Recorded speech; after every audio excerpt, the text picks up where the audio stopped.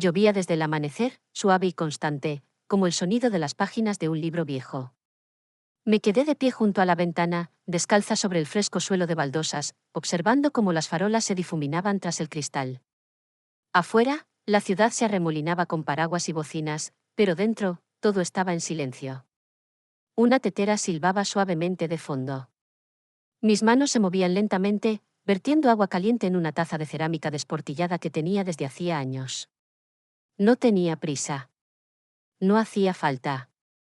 En ese momento, vibró mi teléfono. Era un mensaje de mi prima Ana: ganamos casi lo mismo, pero no entiendo cómo siempre estás tan tranquila. Siento que me ahogo casi todos los días. ¿Qué haces diferente? Me quedé mirando las palabras un rato. No porque no tuviera una respuesta, sino porque sabía que ella no esperaría la que yo tenía. No era magia. No era suerte. Y definitivamente no eran más ingresos. Era algo completamente distinto. Algo más silencioso. Tomé un sorbo lento de té y miré mi apartamento. Nada caro. Nada moderno. Pero todo tenía espacio, propósito y paz. La pregunta de Ana me acompañó como una piedra en el centro de un estanque en calma, creando ondas. Antes me sentía igual que ella, ocupada, sin aliento, con exceso de trabajo y siempre a una compra de la felicidad. Pero las cosas cambiaron. No porque ganara más, sino porque aprendí a necesitar menos. Y al necesitar menos, gané más. Esta historia no se trata de sacrificio. Se trata de descubrir una abundancia diferente, una que no cuesta nada, pero que lo cambia todo. Déjame contarte cómo. Ana y yo siempre habíamos vivido vidas paralelas, misma ciudad, trabajos parecidos, sueldos casi idénticos. Incluso empezamos a trabajar el mismo año, con solo unos meses de diferencia. Pero cada vez que nos veíamos, parecía más pesada, como si llevara algo invisible que nunca se apartaba de sus hombros. He reducido la comida para llevar, he dejado de comprar ropa, incluso he cancelado la suscripción al gimnasio, dijo una vez tomando un café. Y aún así, me siento arruinada. No solo en mi cuenta bancaria, sino también en mi cabeza. Esa frase nunca me abandonó. Recordé cómo me sentía hace años, cuando pensaba que ser responsable significaba tener hojas de cálculo y disciplina, pero mi vida seguía sintiéndose fuera de control. Cuando mi apartamento estaba lleno, pero mi mente estaba desordenada. Cuando el día de paga se sentía como una respiración profunda, y cada 2 días se sentía como una asfixia. Ana no me pedía consejos para hacer un presupuesto. No buscaba una aplicación financiera ni un nuevo trabajo extra. Lo que realmente quería saber, aunque no tuviera las palabras, era esto: ¿por qué parece que lo estamos haciendo todo bien, pero aún así no estamos bien? Es la pregunta que nadie se plantea en voz alta. Porque decirlo se siente como un fracaso.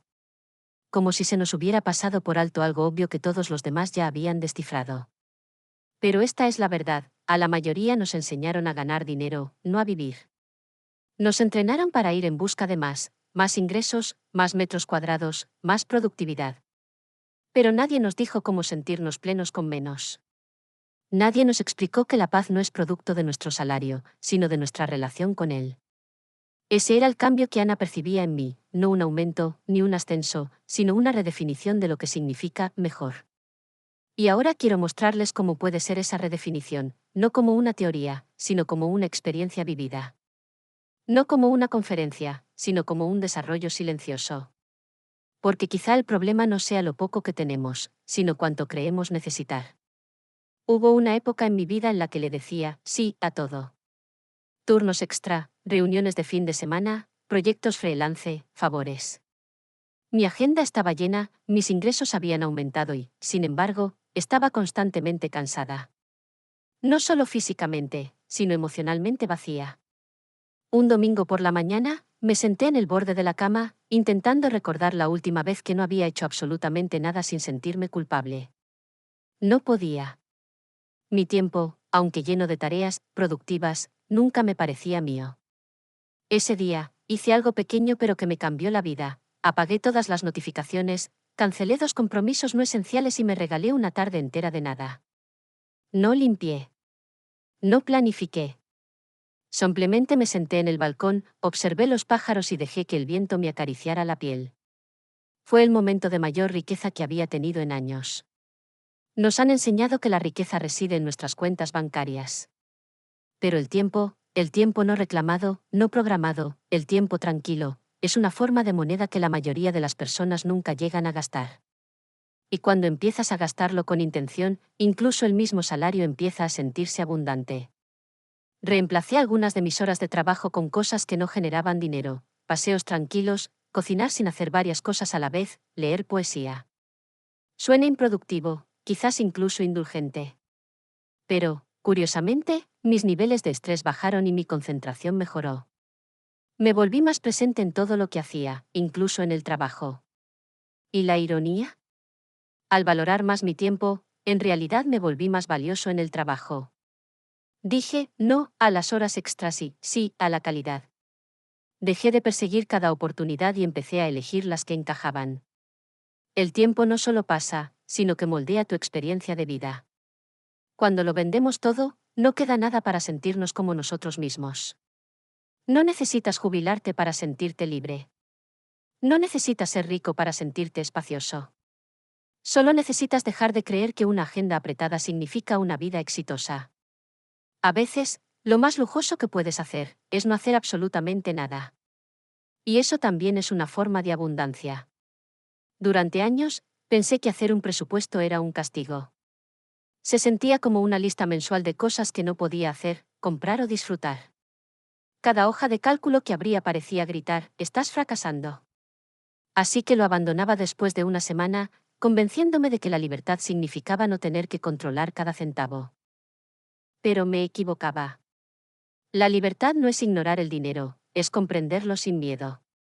Todo cambió cuando creé algo que ahora llamo mi libro de contabilidad silencioso. Nada sofisticado, solo un cuaderno y un bolígrafo.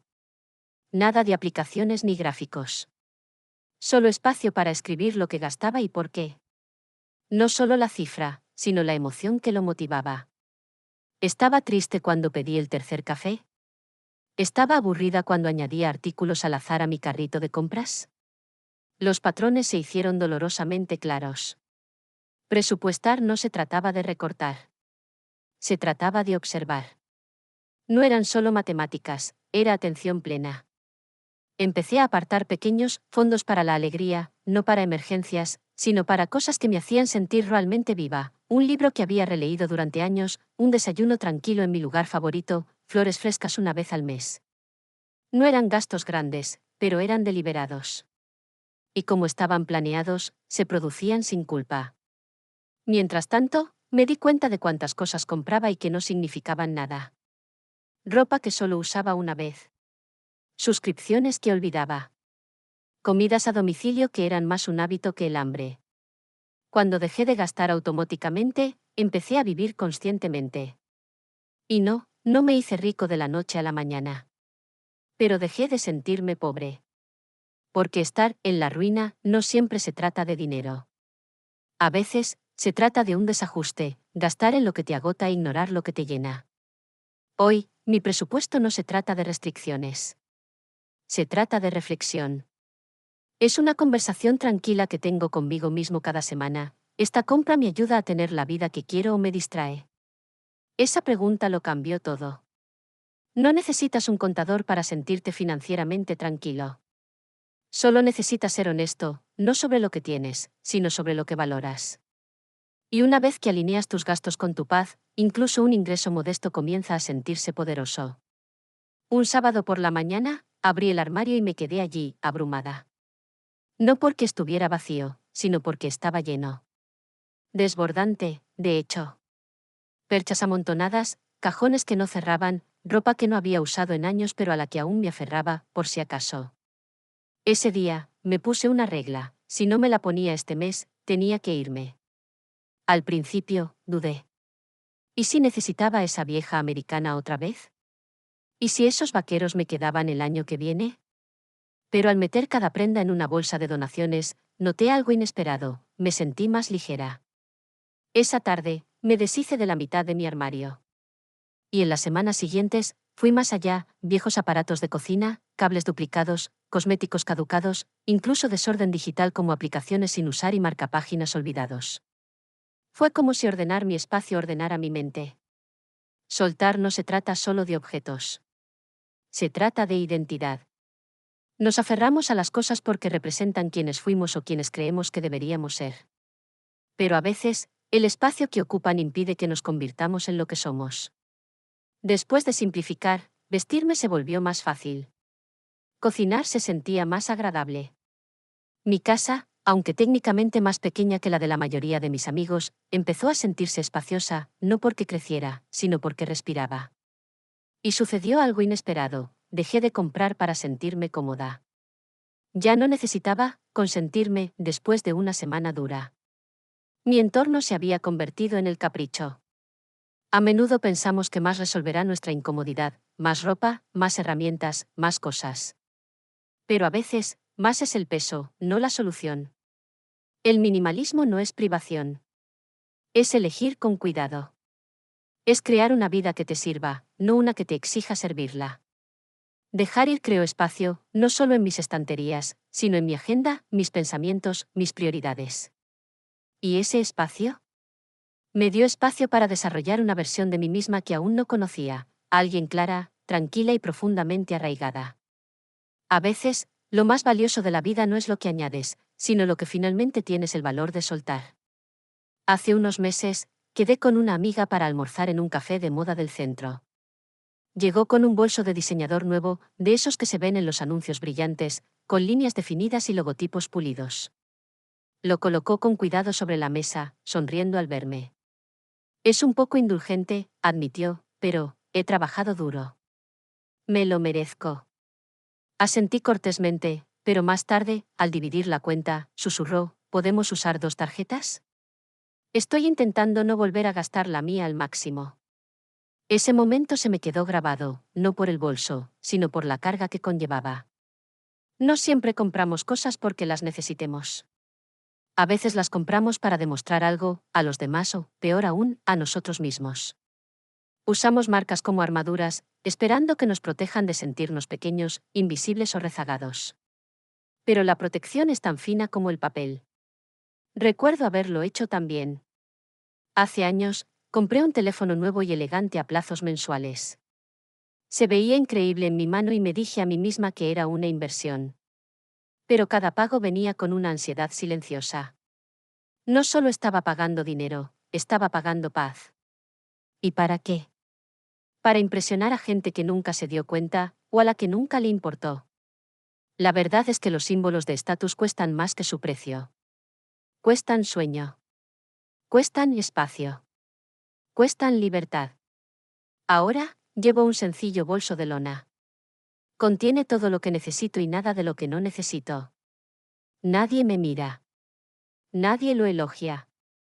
Y, sin embargo, me siento más ligero cada vez que salgo por la puerta. Porque la verdadera riqueza no es ruidosa. No clama atención. Simplemente se siente como una calma profunda. La próxima vez que sientas la tentación de demostrar tu éxito con una compra, pregúntate, ¿es para celebrar o para validar? La diferencia es sutil, pero el coste no. Una amiga me preguntó una vez cómo resisto la tentación. Nuevos gadgets, ofertas, paquetes de viaje, ropa de moda, ¿cómo puedo alejarme tan fácilmente? Ojalá tuviera tu disciplina, dijo. Pero no es disciplina. Es claridad. Hace años, solía recorrer tiendas online a altas horas de la noche. Llenaba los carritos con cosas que no podía permitirme y luego cerraba la pestaña antes de comprar, a veces. Otras veces, los paquetes llegaban unos días después y el arrepentimiento se disipaba igual de rápido. Me susurraba a mí misma, no debería haberlo hecho, pero no pude evitarlo. En aquel entonces, cada no se sentía como una pérdida. Como si me estuvieran negando algo que otros podrían tener. La frase, no me lo puedo permitir, se repetía en mi mente, sembrando silenciosamente la idea de que estaba atrasada, limitada, carente de lo que necesitaba. Pero algo cambió. Un día, me detuve ante otra casi compra y me pregunté, ¿de verdad quiero esto, o solo la sensación de quererlo? Esa pregunta me dejó paralizada. Resultó que no quería el objeto, Quería la atmósfera, la ilusión, la euforia momentánea de lo nuevo. Y una vez que lo vi claro, dejé de resistirme. Porque no tenía nada a lo que resistirme. Ahora, no digo, no puedo permitírmelo. Digo, no lo quiero. No porque esté mejor, sino porque ya no estoy confundida. Este cambio es sutil, pero poderoso. El no puedo proviene de la escasez. El no quiero proviene de la fortaleza. Y con el tiempo, ese cambio transformó mi forma de ver el dinero, el valor y la elección. Hoy, cuando me salto una oferta o ignoro el último lanzamiento de un teléfono, no me siento privada, sino empoderada. Porque no estoy renunciando a algo que necesito. Simplemente estoy eligiendo lo que ya sé, soy suficiente y tengo suficiente. Eso no es sacrificio. Eso es libertad. Hace poco, visité un jardín botánico escondido en una zona tranquila de la ciudad.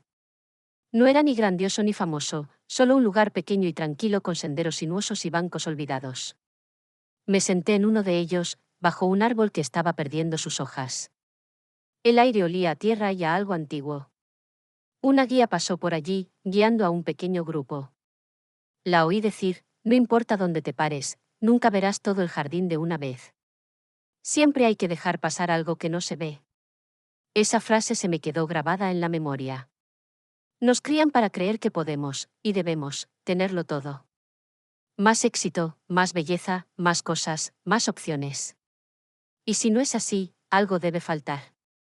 Pero, ¿y si esa creencia es precisamente lo que nos hace sentir vacíos? La paz no se trata de tenerlo todo. Se trata de reconocer cuando finalmente tienes suficiente. Suficiente espacio. Suficiente tiempo. Suficiente amor. Suficiente propósito. Cuanto más simplificaba mi vida, mis gastos, mi casa, mi horario, más plena me parecía. No con ruido, sino con significado. No con más, sino con profundidad. No hay un momento perfecto en el que todo se alinee y te diga, ahora puedes descansar. Tú decides. Tú eliges lo que importa. Tú eliges lo que verás y lo que dejarás ir. Sigo teniendo metas. Sigo queriendo crecer. Pero ya no confundo crecimiento con acumulación. Ya no mido mi progreso en compras. En cambio, lo mido en mañanas tranquilas. En decisiones meditadas. En la ausencia de caos. He aprendido que la abundancia no siempre grita. A veces, susurra. Y si escuchas con atención, la oirás en tu propia vida, en el silencio entre distracciones, en la pausa antes del impulso, en el ritmo constante de la satisfacción. Suficiente no es un número. Es una decisión. Y una vez que la tomas, todo lo demás se vuelve más ligero. Si esta historia te dio un momento de paz, una pausa para respirar o una nueva forma de ver tu vida, te invito a suscribirte. Cada día comparto reflexiones tranquilas como esta, ideas sencillas para vivir mejor, no más ocupado. No necesitas más para sentir más. Solo necesitas claridad, calma y la valentía de elegir de otra manera. Dale, me gusta, a este vídeo si te resonó y deja un comentario abajo. ¿Cómo se ve suficiente en tu vida ahora mismo? Crezcamos más despacio, más ligeros y más sabios, juntos.